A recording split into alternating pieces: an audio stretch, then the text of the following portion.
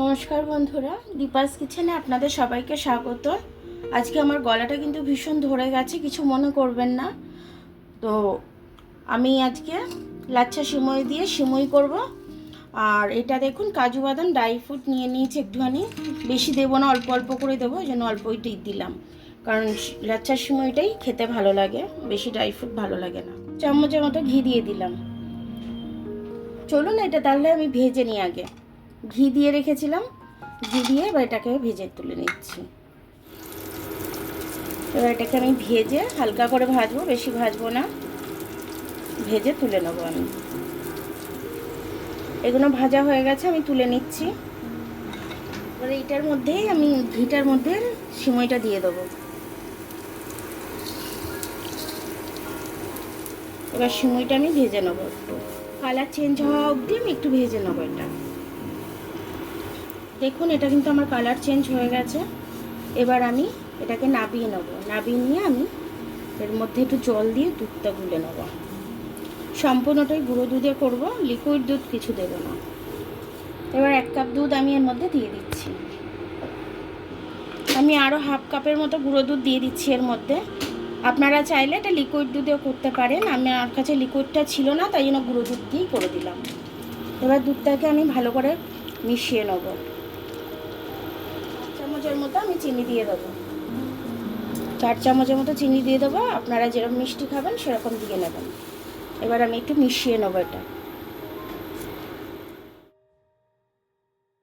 দুধটা প্রায় 2-3 মিনিট ধরে আমি ফুটিয়ে নিয়েছি। আর একটু ফুটুক, আর একটু ফুটলে আমি এটাকে নামিয়ে নেব।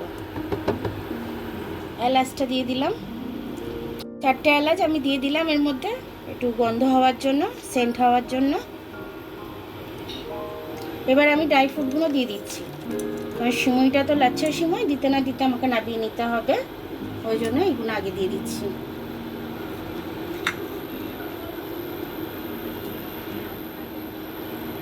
এবার সিমইটা দিয়ে দিচ্ছি আমি। এটা দিয়ে ফোটাবো না, তাহলে একটুতেই পাতলা হয়ে যাবে। জাস্ট আমি একটু নাড়িয়ে নামিয়ে নেবো এটা।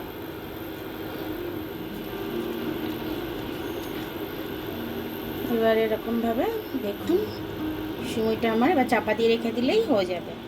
এইটা কিন্তু একটু ঠান্ডা হলে লাচ্ছা সিমইটা ওটা কিন্তু একটু গাঢ় হয়ে যায়, ওই জন্য আমি গ্যাসটা অফ করে দিয়েছি। এখন এটা একটু ঠান্ডা হতে দিয়েছি আমি। দেখুন এটা গাঢ় হয়ে গেছে, এবার আমি এটা নামিয়ে নিচ্ছি। দেখুন বন্ধুরা, আমার লাচ্ছা সিমইটা হয়ে গেছে।